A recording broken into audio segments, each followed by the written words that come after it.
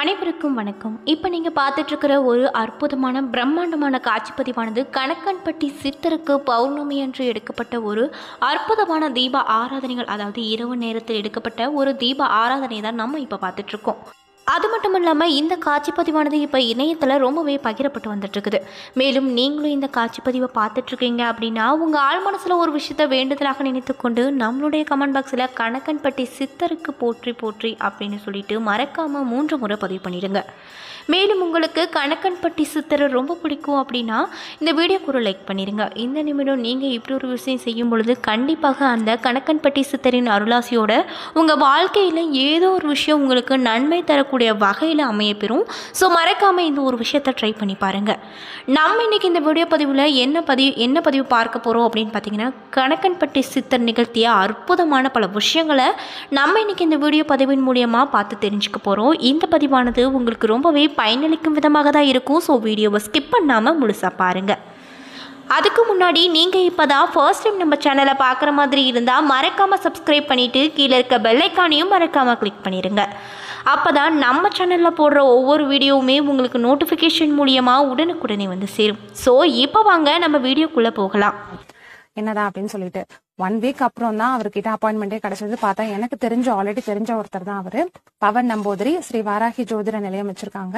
1 week அப்புறம் தாங்க அப்பாயின்மெண்டே கிடைச்சது. கிட்டத்தட்ட 4 ஸ்டேட்ஸ் வந்து பாக்குறாங்க. அந்த அளவுக்கு ஒரு பிஸியான ஒருத்தர். நம்ம போன்லயே கூட கன்சல்டேஷன் வாங்கிக்கலாம். ஸோ இப்போ என்ன மாதிரி எல்லாம் ப்ரொசீட் பண்ணணும், என்ன மாதிரி விளக்கு போடணும்லாம் எனக்கு சொல்லியிருக்காங்க. ஸோ ஓரளவுக்கு எனக்கு நல்ல ஒரு கிளாரிட்டி கிடைச்சிருக்குங்க. இதே மாதிரி உங்க லைஃப்ல ஏதாச்சும் ப்ராப்ளம் இருக்கு, யாராச்சும் கைட் பண்ண மாட்டாங்களா இருந்தீங்களா, இவங்கள நீங்க ரெஃபர் பண்ணலாம். ஸ்கிரீன்ல கான்டாக்ட் நம்பர் இருக்கு. நன்றி நற்பவி, நல்லதே பவிக்கட்டும். பிரசித்தி பெற்ற கோவிலான முருகனின் 6 படை வீடுகளில் ஒன்றான பழனி மலைக்கு அருகில் உள்ள ஊர்தான் கணக்கன்பட்டி. இவர் திண்டுக்கல் மாவட்டம் பழனியில் பிறந்திருக்காரு. மேலும் இவருடைய இயற்பெயர் பழனிசாமி என்பதாக சொல்லப்படுது. பொதுவியல் நாட்டம் கொண்ட இவர் அனுதினமும் கடவுளுக்கு பணியாற்றி வந்திருக்கிறாரு. பச்சை நிறம் கொண்ட முழுக்கை சட்டை மற்றும் அழுக்கான வேட்டியை மட்டுமே இவர் எந்நேரமும் உடுத்தி கொண்டு காணப்படுவாராம். மேலும் இவர் ஒரு பெரிய மூட்டையை வைத்துக்கொண்டு எங்கு சென்றாலும் அதனை தூக்கி கொண்டு திரிவாராம். அந்த மூட்டையை எவரேனும் தொட நினைத்தால் உறக்கமாக கத்தி அவர்களை விரட்டி விடுவதே ஒரு வேலையாகவும் இவர் வைத்திருந்திருக்காரு. கடவுளின் அனுகிரகத்தால் பல்வேறு வகையான அற்புதங்களையும் இவர் நிகழ்த்தி பின்னர் ஜீவசமாதியும் அடைந்திருக்கிறாரு. மேலும் எந்நேரமும் பரட்டை தலை மேல் ஒரு துண்டு வைத்து முண்டாசு கட்டியிருப்பார். பழனியில் உள்ள அனைத்து கோவில்களிலும் அங்கங்கே சுற்றி திரிவார். பழனியில் இருந்து 8 கிலோமீட்டர் தொலைவில் இருக்கக்கூடிய கணக்கன்பட்டி என்னும் ஊரில் தெருக்களில் உள்ள வீடுகளிலும் அவ்வூரில் உள்ள அவ்வப்போது படுத்துக்கொண்டு உறங்கியிருப்பாராம். இவர் எங்கு சென்றாலும் ஒரு அழுக்கு மூட்டையை கையில் எடுத்துக்கொண்டு சுற்றி வருவதை வழக்கமாகவும் வைத்திருக்காரு. ஆரம்பத்தில் இவரை கண்ட ஊர் பொதுமக்கள் இவரை ஒரு பைத்தியம் என்றும் கள்ளல் அடித்து விரட்டப்பட்டிருக்கிறாங்க. மேலும் இவ்வாறு இவர் அழுக்கு மூட்டையை கையில் வைத்துக்கொண்டு சுற்றி திரிவதால பழனி சுற்று வட்டார மக்கள் அனைவரும் இவரை மூட்டை சுவாமிகள் என்று அழைத்து வந்திருக்காங்க. அது மட்டும் இல்லாமல் பழனியில் மொத்தம் 2 பெரும் மலைகள் இருக்கு. அவற்றில் ஒன்று பழனி முருகன் கோவில், மற்றொன்று இடுமன் கோவிலாக சொல்லப்படுது. பல்வேறு நாட்கள் அந்த இடுமன் கோவிலில் தங்கி காலத்தை கழித்திருக்கிறாரு கணக்கன்பட்டி சித்தர். மேலும் கணக்கன்பட்டி மூட்டை சுவாமிகளிடம் யாராவது வந்து பணமோ பொருளோ அல்லது நல்ல உடையோ வாங்கி கொடுத்தால் அவர்களை கம்பெடுத்து அடித்து விட தொடங்குவாராம். மேலும் யாரேனும் பணம் கொடுத்தாலோ அந்த பணத்தை இவர் வாங்கவே மாட்டார் அப்படின்னு சொல்கிறாங்க. அதே போல் இந்த கணக்கன்பட்டி சித்தர் நிகழ்த்திய ஒரு அற்புதமான விஷயம் என்ன அப்படின்னு பார்த்தீங்கன்னா, வெளிநாட்டில் இருந்து வந்த தம்பதி ஒருவர் தன்னுடைய மகனுக்கு குழந்தையில் இருந்தே வாய் பேச முடியாமல் நிலை உற்று பழனிமலை முருகனை தரிசிக்க காரில் சென்றிருக்காங்களாம். அப்பொழுது கணக்கன்பட்டி ஊர் வழியே வந்து கொண்டிருந்த பொழுது இந்த கணக்கன்பட்டி சித்தர் அவர்களை காரில் இருந்து வழிமறித்து இறங்க சொல்லியிருக்காரு. இவர்களோ என்ன செய்வது என்று தெரியாமல் புலம்பிக் கொண்டே அந்த காரில் இருந்து இறங்கி வந்திருக்காங்க. உடனே அங்கே இருக்கக்கூடிய இந்த கணக்கன்பட்டி மூட்டை சித்தர் காரில் இருந்து இறங்கிய பெண்மணியிடம் எதிரில் இருக்கக்கூடிய கடையில் போய் ஒரு பிரியாணி பொட்டலம் வாங்கி கொண்டு வா என்று சொல்லியிருக்காரு. அவரும் வேறு வழி இல்லாமல் ரோட்டிற்கு எதிரே இருக்கக்கூடிய ஒரு கடையில் பிரியாணி வாங்கி கொண்டு வந்திருக்கார்களா அந்த பெண்மணி. இதில் ஆச்சரியம் என்ன அப்படின்னு பார்த்தீங்கன்னா, அந்த பெண் மற்றும் அவர்கள் குடும்பம் முழுவதுமே ஒரு சுத்த சைவ குடும்பமாக சொல்லப்படுது. பிரியாணியின் சுவையை பிடிக்காமல் மூக்கை பிடித்து கொண்டு பிரியாணி வாங்கி வந்த அந்த பெண்மணி பிரியாணி வாங்கி வந்தவுடன் சித்தரானவர் அதனை உன்னுடைய மகனுக்கு கொடு என்று சொல்லியிருக்காரு. தடுமாற்றத்துடன் அந்த பெண் தன் வாங்கி வந்த சாப்பாட்டு பொட்டலத்தை பிரித்து பார்த்துருக்காங்க. என்ன ஒரு ஆச்சரியம், பிரியாணி வாங்கி வந்த அந்த பொட்டலத்தில் சாம்பார் சாதம் இருந்தது. இதனை கண்டு ஆச்சரியமடைந்த அந்த பெண் மற்றும் அவரது குடும்பத்தினர் அவரின் கால்களில் விழுந்து வணங்கிவிட்டு பழனியை நோக்கி சென்றிருக்காங்க. இன்றைக்கி நம்ம இந்த வீடியோ பதிவில் என்ன பதிவு பார்த்துட்ருக்கோம் அப்படின்னு பார்த்தீங்கன்னா, கணக்கன்பட்டி மூட்டை சித்தருக்கு பௌர்ணமி அன்று இரவு பூஜையின் பொழுது எடுக்கப்பட்ட ஒரு அற்புதமான வீடியோ காட்சி பதிவும், மேலும் அவர் நிகழ்த்திய பல அற்புதமான விஷயங்களையும் தான் இந்த வீடியோ பதிவில் நம்ம முழுமையாக பார்த்து தெரிஞ்சிட்ருக்கோம். இந்த பதிவானது உங்களுக்கு ரொம்பவே பயனளிக்கும் விதமாக தான் இருக்கும். ஸோ வீடியோவை ஸ்கிப் பண்ணாமல் முழுசாக பாருங்கள். அது மட்டும் இல்லாமல் உங்களுக்கு இந்த கணக்கன்பட்டி சுவாமிகளை ரொம்ப பிடிக்கும் அப்படின்னா இந்த வீடியோக்கு ஒரு லைக் பண்ணிவிட்டு உங்கள் ஆள் மனசில் ஒரு விஷயத்தை வேண்டுதலாக நினைத்து கொண்டு நம்மளுடைய கமெண்ட் பாக்ஸில் கணக்கன்பட்டி மூட்டை சித்தருக்கு போற்றி போற்றி அப்படின்ற மூலமந்திரத்தை மறக்காமல் 3 முறை பதிவு பண்ணிடுங்க.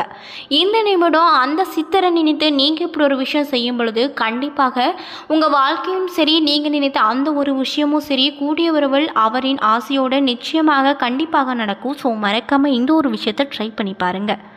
அதுக்கு முன்னாடி நீங்கள் இப்போ தான் ஃபர்ஸ்ட் டைம் நம்ம சேனலில் பார்க்குற மாதிரி இருந்தால் மறக்காமல் சப்ஸ்கிரைப் பண்ணிவிட்டு கீழே இருக்க பெல் ஐக்கானையும் மறக்காமல் கிளிக் பண்ணிடுங்க. அப்போ தான் நம்ம சேனலில் போடுற ஒவ்வொரு வீடியோவுமே உங்களுக்கு நோட்டிஃபிகேஷன் மூலியமாக உடனுக்குடனே வந்து சேரும். மேலும் வாகனம் ஓட்டி கொண்டிருக்கும் பொழுதே எதில் ஒரு பெரிய வாகனம் வேகமாக இவர்களை நோக்கி வந்திருக்கிறது. அப்பொழுது அதனை கண்ட அந்த சிறுவன் அம்மா வண்டி வருகிறது என்று கத்தத் தொடங்கினான். இதுவரை வாய் பேசாத இருந்த தன்னுடைய மகன் அந்த சித்தரை கண்டதும் வாய் பேசியதைக் கண்டு ஆனந்தம் அடைந்து அவரை மறுபடியும் வந்து வணங்கிவிட்டு சென்றிருக்காங்க அந்த குடும்பத்தில் சேர்ந்தவர்கள். இவ்வாறாக கணக்கன்பட்டி சித்தர் வரலாறு பல்வேறு சுவாரஸ்யமான செய்திகளும் இந்த சித்தரை கண்ட பின் நடந்துள்ளதாக எண்ணற்ற மக்களும் சொல்லியிருக்காங்க. தற்போது கணக்கன்பட்டி சித்தரின் சக்தியை அறிந்து பல்வேறு ஊர்களை சேர்ந்தவர்கள், மக்கள் மற்றும் வெளிநாட்டினர் தினமும் அவரை பார்க்க படையெடுத்து செல்கிறார்கள். இதனால் எந்நேரமும் கூட்டமாகவே காணப்படும் நிலையில் தினமும் பூஜைகளானது செய்யப்பட்டே வந்துட்டுருக்குது. குறிப்பாக ஒவ்வொரு மாதமும் வரக்கூடிய அமாவாசை மற்றும் பௌர்ணமி, புனர் பூஜை போன்ற நாட்களில் அபிஷேக ஆராதனை என்று அவருடைய தொண்டர்கள் பூஜை செய்து வருகிறார்கள். மேலும் இந்த கோவிலானது காலை 6 மணி முதல் மதியம் 1 மணி வரை, மாலை 4 மணி முதல் இரவு 8 மணி வரை இந்த கோவிலின் நடையானது திறக்கப்பட்டிருக்கும். மேலும் காலை 7 மணிக்கு சிறப்பு மண்டல பூஜையும் இங்கு நடைபெறுவது ரொம்ப சிறப்பில் ஒன்றாக சொல்லப்படுது.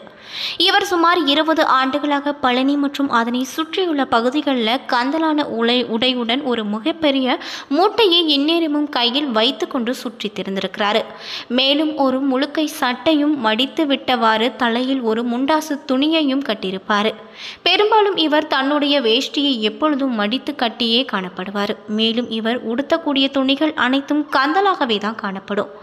அதே போல 20 ஆண்டுகளுக்கு மேலாக ஒரு மிகப்பெரிய மூட்டையை எங்கு சென்றாலும் தன்னுடன் தூக்கி செல்வதை வழக்கமாக வைத்திருந்தார்.